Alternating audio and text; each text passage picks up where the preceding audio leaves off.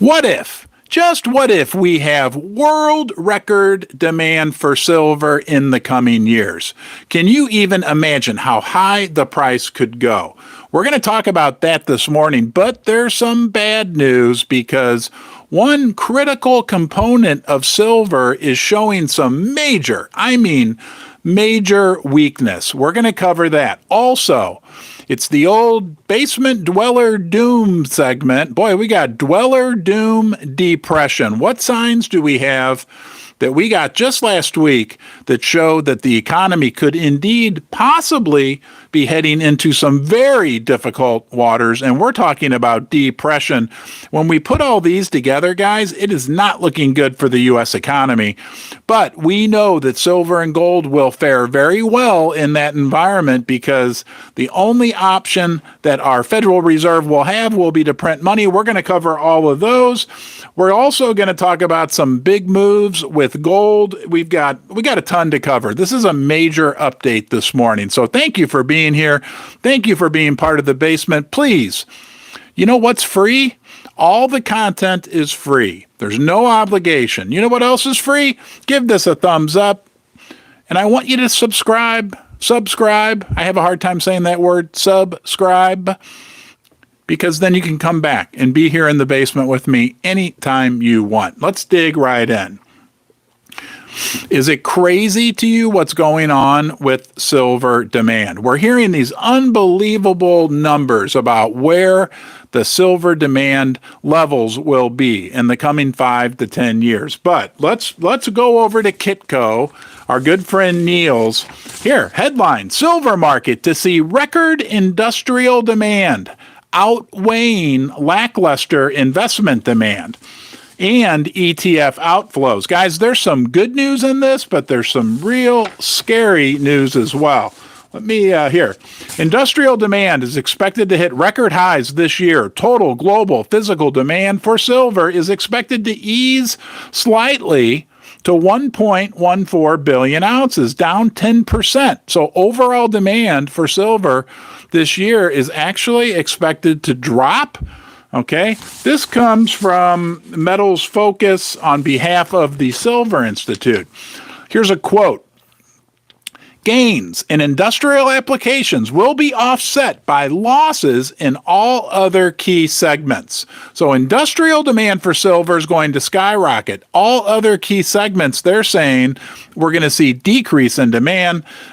Despite the fall, total demand remains elevated by historical standards, making 2023 figure the second highest level in history. Okay, now this is where it gets interesting. There's some things that I didn't know that I want to share with you right now. Okay, industrial demand is expected to grow by 8%. They obviously photovoltaics. We're going to talk about that here in a second. Power grid, 5G networks. That's all driving increase in demand for silver from the industrial side. But where is demand falling off a cliff for silver? It says, despite record amounts of silver flowing into industrial applications, investor demand remains a critical missing piece of the market. Is that you? I mean, you're a basement dweller. You're probably a silver lover, but Kitco's telling us that we're not buying any silver. What's going on here? Physical demand from the investment sector is expected to fall by 21% to 263 million ounces, representing a 3-year low. Now, I'm going to tell you why this is actually, there's a silver lining, pardon the pun, okay? Why there's a silver lining to this. But we've got a 21, not 20, but 21% decrease in demand for silver from investors. What's wrong with us? Maybe we all need to buy some more silver right now. I'm going to dig in and give you a couple data points that are directly related to this that are going to knock your socks off. But first, I think maybe we should all consider buying some silver. So when you go out there to look for some silver for yourself, I want you to throw one company into the mix. I want you to do some comparison shopping. I encourage you to do that. Check out Pimbex. Do your own due diligence. They are a sponsor of this show. So I'm a little biased. I am a customer, was before they were a sponsor. So I am a little biased. But I think you'll find what I found. Their prices are always the best. Their selection is always very good. And their customer service, their reputation, your ability to trust them. Again, you do your own due diligence, okay?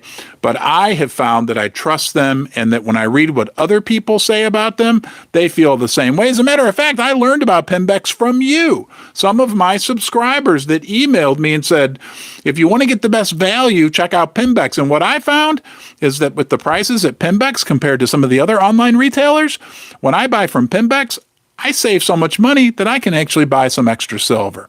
I think Pembex is best, the online bullion dealer, Pimbex. Check them out for yourself. Now what?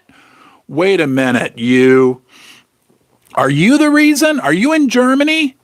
Are you joining me from Germany? Are you joining me from India? Let's find out why those Germans and Indians are the problem right now with the silver demand. And we're not really mad at them, but they're the reason. Listen to this, okay? While most markets have seen weaker volumes in silver sale, losses have been concentrated in India and Germany. Thank you, Hermie. Thank you for the super chat. Super generous. Concentrated in India and Germany. The analyst said, in India, record high local prices for silver both deterred new investors and led to profit taking, resulting in a 46% decline in silver sales in India so far this year because the price has gone so high that people are cashing out some of their silver, okay? What about Germany? I have a German last name, but I don't think I'm really all that German. But nonetheless, Germany, investor sentiment was hit hard by the VAT tax. That's the value-added tax hike to some silver coins at the start of 2023. So the wonderful German government, like I think it was 20%, don't quote me on that, but put a big tax on silver coin sales. So if you go to your local coin shop in Germany, and maybe we have somebody here we got 200 people. Thank you guys. Wow. Saturday morning. Welcome. I hope you're enjoying your time here in the basement.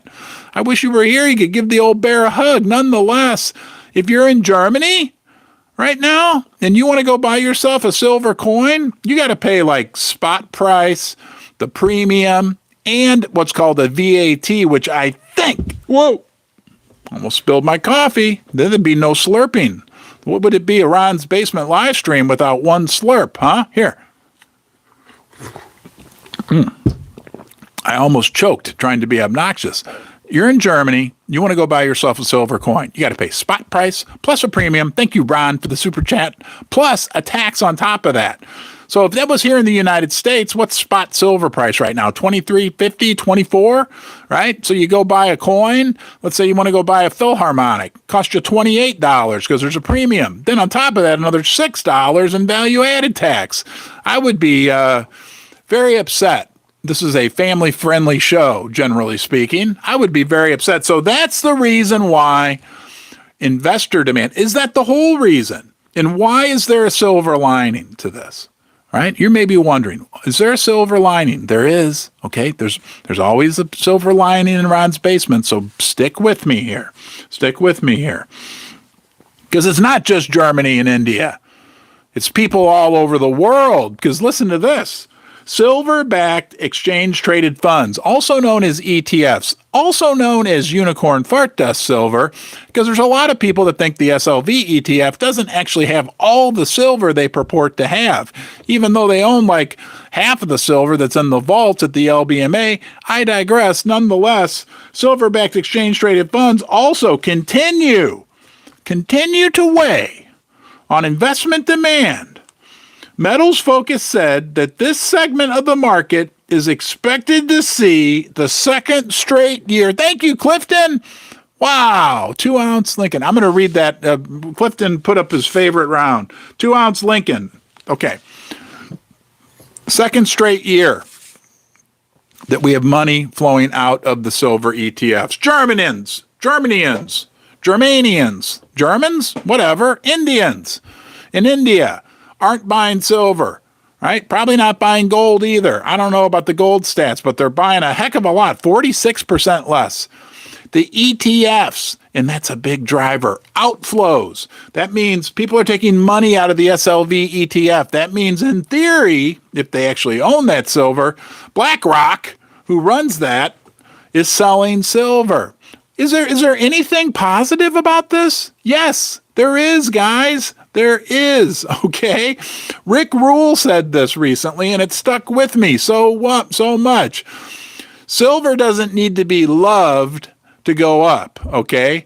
Silver is hated right now. I hate, that's a bad word probably on YouTube, but I hate personally the fact that silver is hated. You do too. You're a basement dweller. We love silver, right?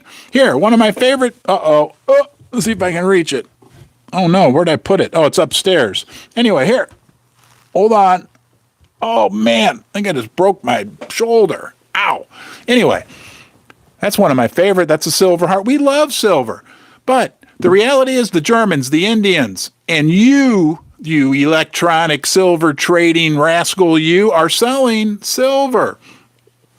Rick Rule, it's hated, okay? The good news is this, guys. It doesn't have to be loved. It just needs to stop being hated. He said it that way. I'll say it this way. That all we need is for people to stop selling, especially with the ETF, right? We don't need them to start buying, although the good news, the good double news, kicker news is that can happen. When that happens, silver's doing okay right now in this very difficult environment. If we get into an environment where, and we're going to talk about, I'm going to mention again for you, because this is more good news for silver. Big good news. But if we get into an environment where we have this, thank you again, the Ding Dong Fund. All right, I owe CoinShop Chris $5 for the ding dongs. Sometimes it's hard to understand what he's saying because he's got so many ding dongs in his mouth. Anyway, once we get that money coming in again, it's off to the races because silver has held up. Now, let's talk about something that you probably don't know anything about. Do you know what the Paris Accords are? Yes, the Paris Accords. It was the result of the COP21 that apparently happened in Paris. And the COP21 is this United Nations-oriented organization of all the big industrial countries around the world that said, we got to stop global warming. It's a big problem. The Earth can only go up 1.5 degree temperature, blah, blah, blah. I don't know. You can read about it all you want, but it's called COP, C-O-P, Committee of something. Doesn't matter. It's a big meeting. We're going to have COP. We got 100 thumbs up. I will ring the bell in 1 second. We're going to have COP 28 coming up, and that alone could propel the price of silver to $131.50. I'm going to explain in 1 minute after I ring the bell. 10 times for you, my viewers, okay? 100 thumbs up. I ring the bell 10 times, 1 time for each 10 thumbs up.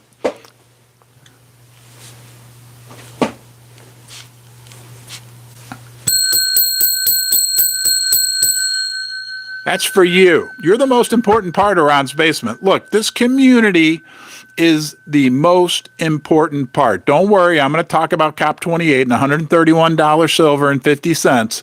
But you guys are the most important part. Thank you.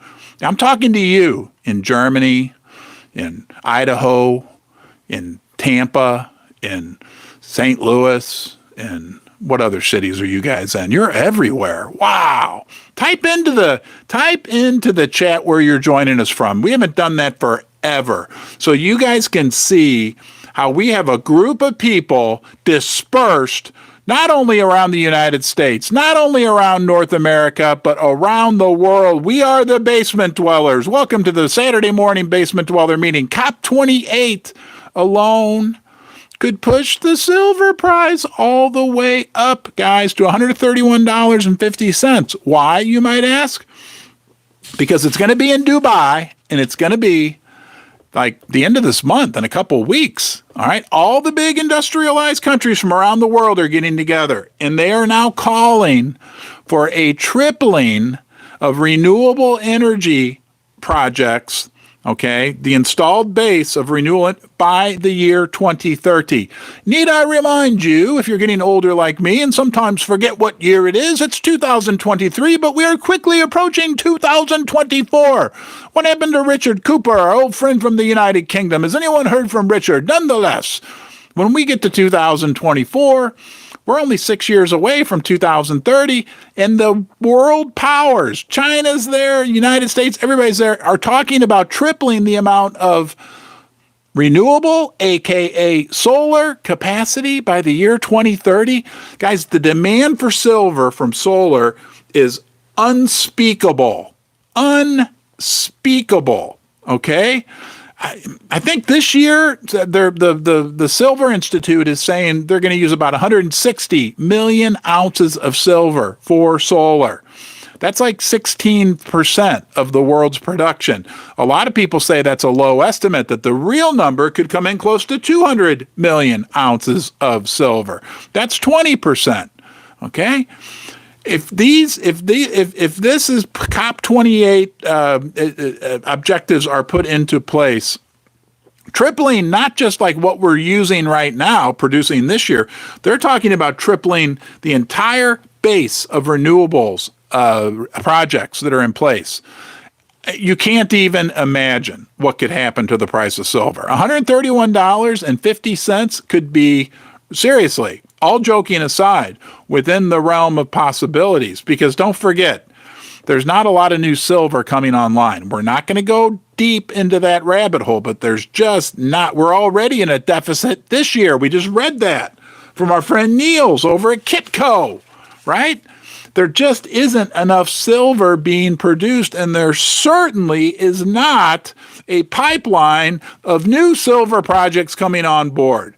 So all that silver, I know you're watching me all over the world, right? Huh? All over the world. What's the 50 cents about? Because I don't like round numbers. Is going to be sucked up by silver. Oh, but there's all these above ground sources of silver, right? There's all this silver above ground. Really? Because you know what? Most of the silver that was ever produced in the history of the world has been consumed. It's sitting in landfills. It got blew up in bombs. It's very uneconomic to recover it. A lot of it is buried in landfills. This is a quick side note. I think 100 years from now, when you're watching this video, that landfills are going to become like the new treasure trove of resources, that they're going to be opening up landfills and going in there, and it's going to be economic at that point to pull the silver out, but that's just my opinion. We got 300 people. Thank you, guys. Please, hey, give this a thumbs up. That's all I ask. That's all I beg. Please give this a thumbs up. Thank you for the super chats as well. They go a long way to help support the family in the basement. I'm going to talk about, we talked about the good news with silver. So now we're going to talk about some scary news. This should scare the pants off you. If you live in a Western country, if you live in the United States, if you live in Canada, if you live anywhere, Europe, this should scare you, okay? I'm going to do it quickly, but we're going to talk about why we could be heading for a major economic calamity. And don't forget, when we hit this calamity, things have escalated so much. The system has become so sensitive. The Fed's going to freak. We're going to have, guys, we are going to have money printing like you've never seen. We're not going to have one unicorn making unicorn fart dust from the Fed. I bet the Fed has a whole stable of unicorns, because they're going to have to print worthless, right, electronic paper money like we've never seen before. Let's just run through this quickly. This week we got news that inflation is down. We're actually now hearing the word disinflation from some big companies. We're going to touch on that in a minute. The only way they can get inflation down right now is by killing the economy, and they're succeeding, right? If you try to live, I want you to think about this. As you try to live, think about your trips to the grocery store, the gas station, when you get your utility bills in the mail, right? When your kids want a new pair of shoes, whatever it is, they're killing the economy. They're killing the middle class in the United States. We got news that jobless claims are up this week, and we're hearing from the top analyst, not just the guy in his basement in St. Louis, but the top analyst, that this is a new trend, okay? And now this is where it gets interesting. Don't forget, that was the last. Think of a three-legged stool, will you, for a second? Think of a three-legged stool. That was the last solid leg of the three-legged stool that the Fed was using, like, oh, jobs are so great, blah, blah, blah. Well, here's the reality. Okay, guys? Okay? Labor, have you heard this term, labor hoarding? It went on after the C-19 situation. Companies were so desperate to get employees that they were just holding on to them. That is over. Don't forget, Citibank, Operation Bora Bora. I mean, why would they call it that? But anyway, Citibank is laying off 10% of their employees. They only have 240,000. So 10% would be 24,000 people from Citibank got their walking papers, okay? Probably by Friday. I don't know. I haven't seen an update, but it's ugly. Let's talk about the company. You know Chrysler? Right? My dad used to have a Chrysler 300 back in the day. Chrysler, big American auto company. Wrong. Have you heard of Stellantis? They're a Dutch company. They own Chrysler. What does this mean? Oh, hold on. Ow. What does this mean? What does this mean? Stellantis is offering buyouts, early retirement buyouts, to a portion of their white-collar workforce headquartered in the United States. They're just going to offer to a portion. Wrong. They're offering buyouts to more than 50% of their U.S.-based employees. But the economy's great. The economy's strong, right? Oil was crashing. This is interesting. Oil had like a big down day. I think it was on Thursday. Oil is a bellwether like copper, and copper's been down, but oil prices were going down, okay, because of decreased demand.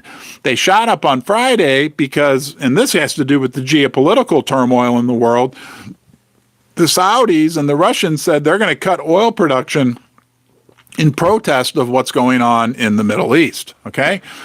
Walmart and Target.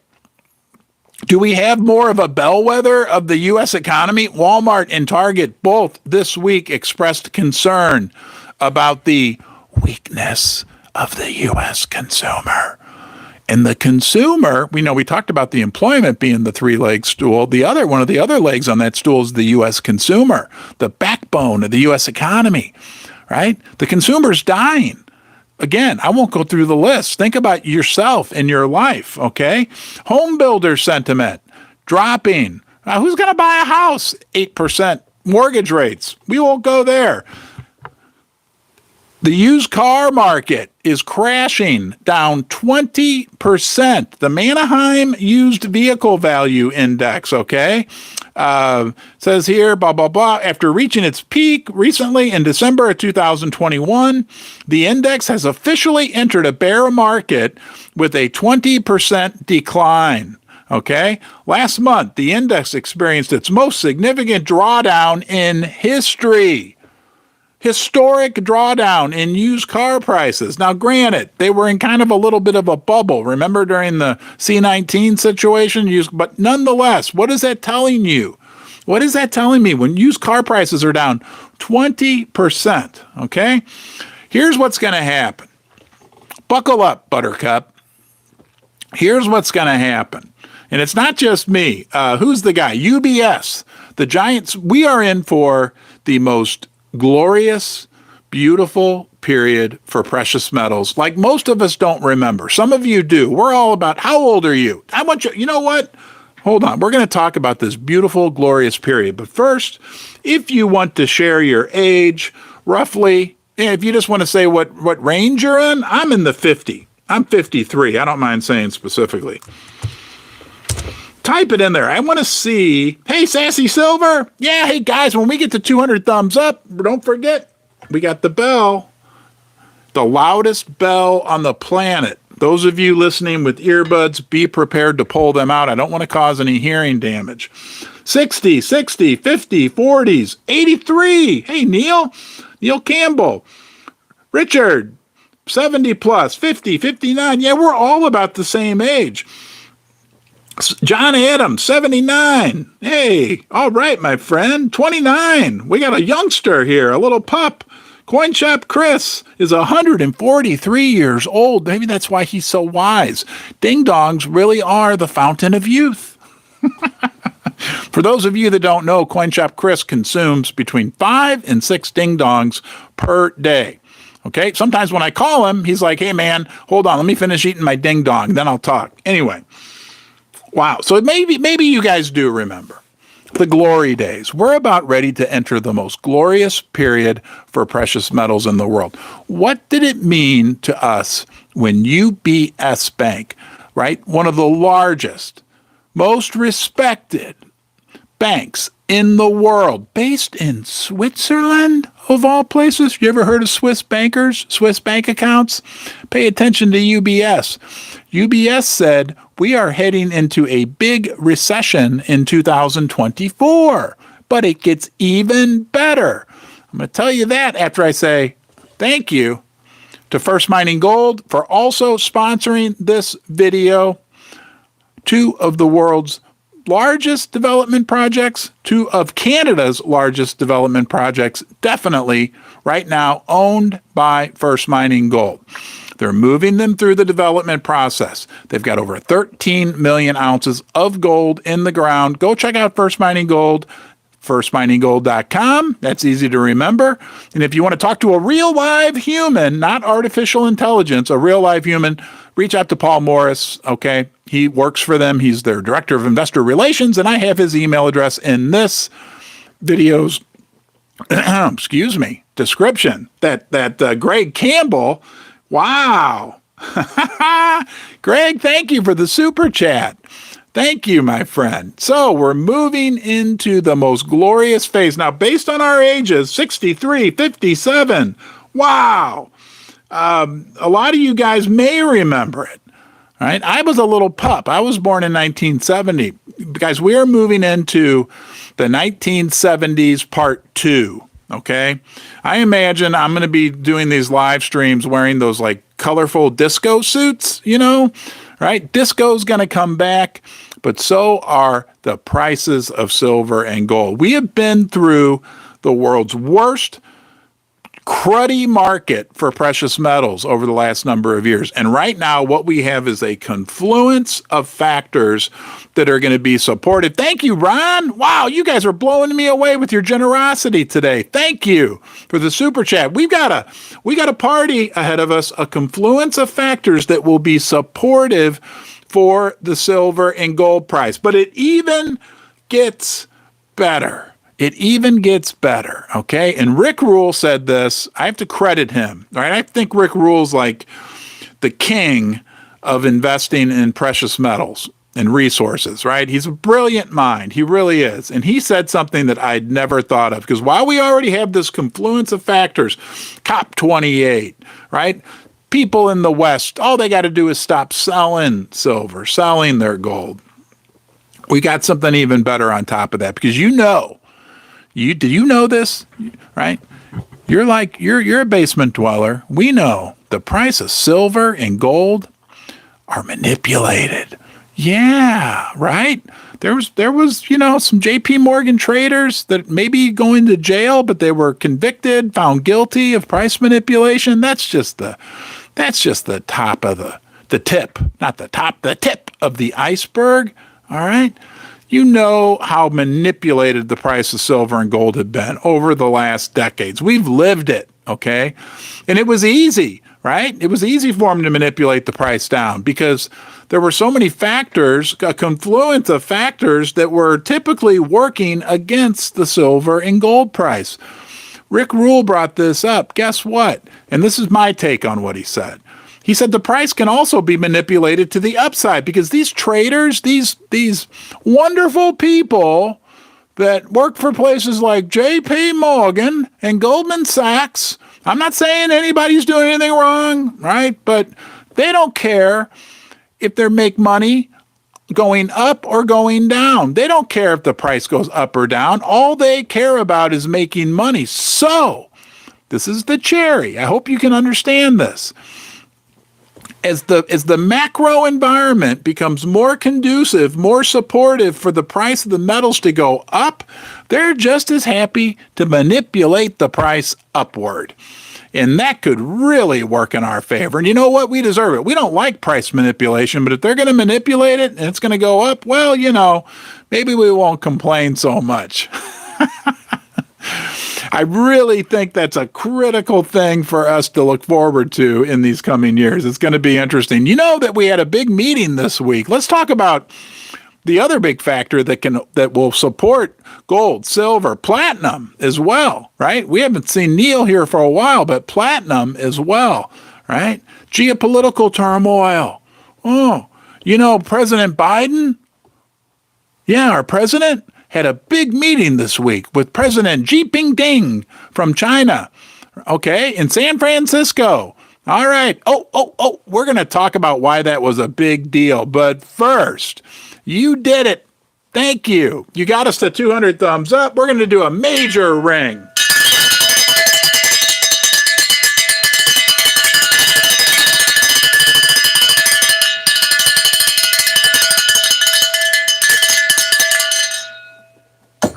That's a loud bell. I hope I rang it enough for you, Jake, from Jake's Custom Parts. Sassy Silver. Hey, guys, please, before I forget, this is the most important thing you can do. Super chats, super appreciated. Never expected, okay? But I really appreciate it. But most important, we got a group of people that are doing their best to keep this community moving forward in a positive way. They're the moderators. They're the people with the wrenches next to their name. I want to tell them all, thank you very much. What they're doing is not an easy job. Okay. It's not. And I completely recognize that. It's hard, and it's hard to know what's anyway. Tell them thank you. Okay. Okay, because it's a big, big deal that they're here and they're doing this because they love the community and they want the community to grow forward.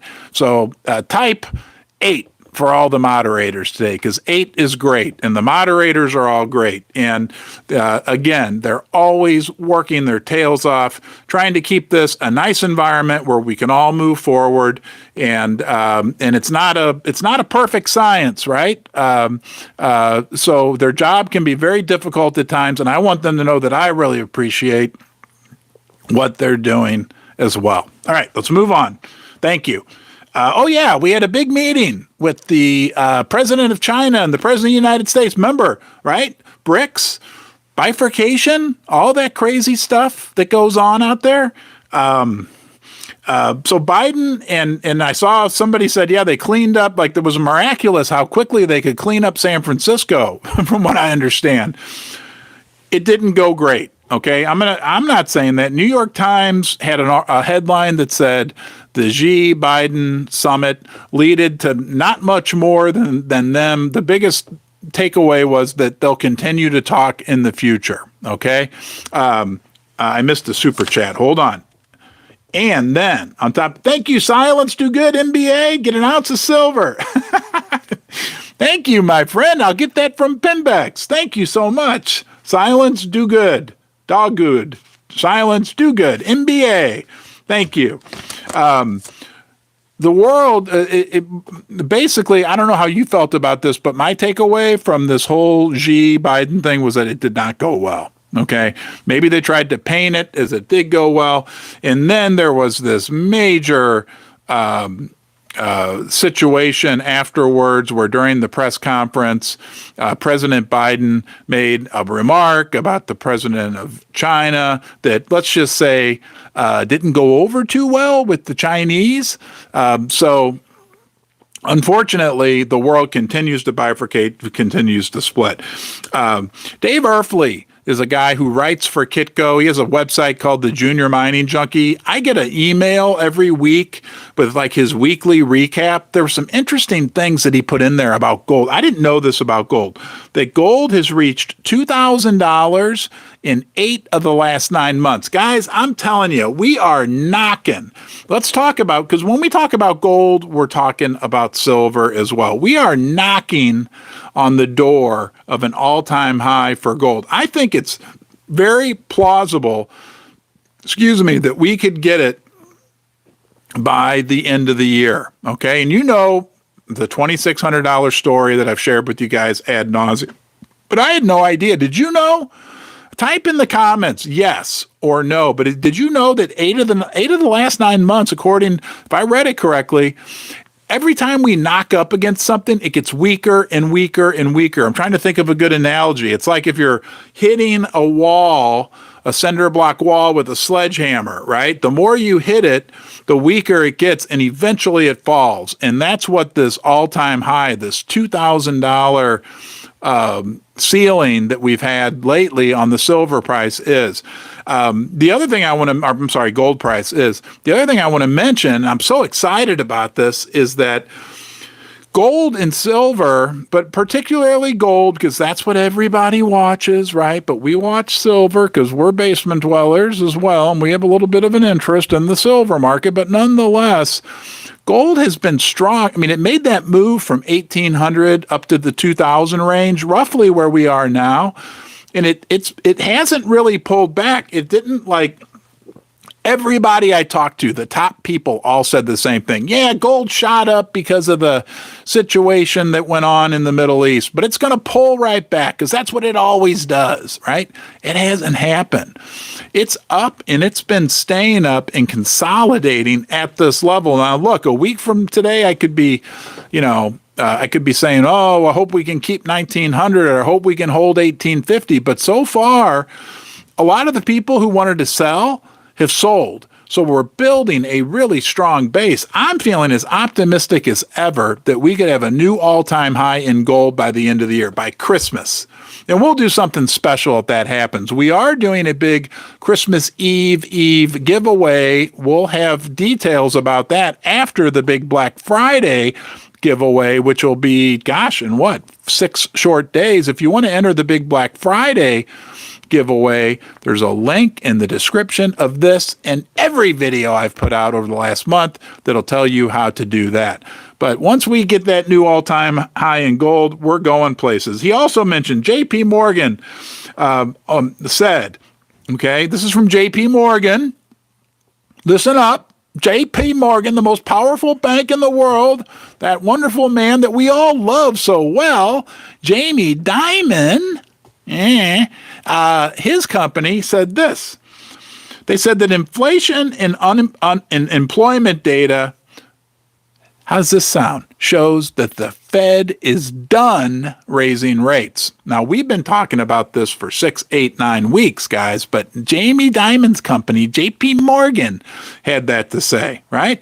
Employment data, unemployment going up, inflation data. The inflation, if we even believe it, but the official data going down shows that the Fed is succeeding in killing the U.S. economy, okay? We already talked about UBS talking about cutting rates by 3%. We need the dollar to drop, okay? And Dave Erfley talks about this. I'll talk about this. It's so important. The dollar is going to drop. Look no further than the debt level of the United States. And what's the big secret that nobody's talking about, right? It's almost like it's a secret. And it's interesting why they put this out on a Friday afternoon, right? And look at the deficits, okay? But last Friday, Moody's cut their outlook on U.S. debt. Moody's. I'm kind of moody. Are you moody?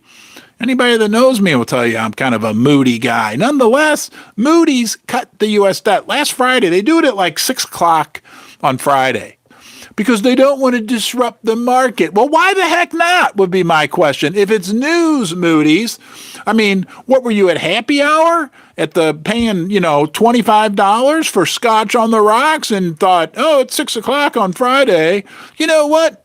I think it's official. We're going to cut the outlook on the U.S. debt. No, you knew. You probably knew Wednesday morning or Thursday afternoon. Why do you have to wait until Friday after the market closes when nobody's paying attention? Is it because it's bad news, guys? That's why. Moody's cut their outlook on U.S. debt. That wasn't yesterday. That was a week ago. And then now people are saying, well, it didn't really affect the markets. Well, does that mean everybody just realizes the U.S. debt is a bunch of crud? I think it does, okay? I think it does. One more little data point. Interest expense is double. The U.S. is paying twice as much right now on interest than they were just 1 year ago. So let's pull this all together, okay? Let's pull this all together.